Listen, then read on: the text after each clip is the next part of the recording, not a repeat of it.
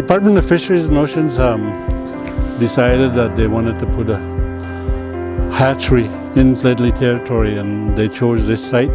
They've drilled wells and they've monitored them for 72 hours, I think it was, to see if they had enough water flow, underground water flow for the hatchery.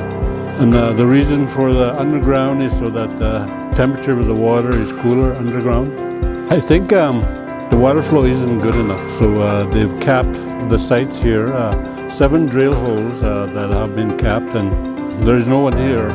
They've moved out, they pulled out their machinery and the drills. And I believe in the last couple of years, this was probably one of our best contracts that we've had. They have been moving sites on the Bower, and here I've looked at 5 different sites now. They did choose this one, so it's really exciting. It's something that's close to, I think, everyone in the nation's heart is restoring the fish habitat, so it's been fun. The sockeye in this river is the only sockeye that we get in the territory.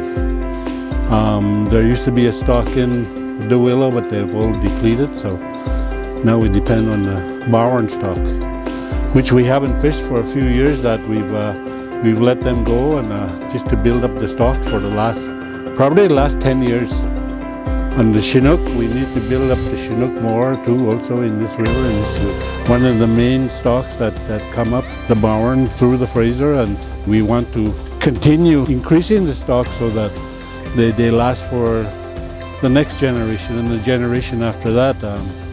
Otherwise, if we lose our fish, then our grandkids and our great-grandkids, they probably will not survive, because salmon is one of the main resources that we use for our way of life.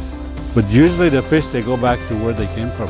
You know, like if you're taking fish out of the Willow and wanting to restock the Bowen, is not going to work, because they'll go back to the Willow, you know, and that's just their cycle. You know, that's where they came from, and that's where they will go back to. Yeah, I think every member that we have working for us feels like we're all individual stewards of the land, and we are keeping an eye out in our territory, and we are doing the right thing. So a lot of our workers, they hunt and fish, and they use recreational activities, so everyone really wants to really take care of the community forest and stuff, so it's fun.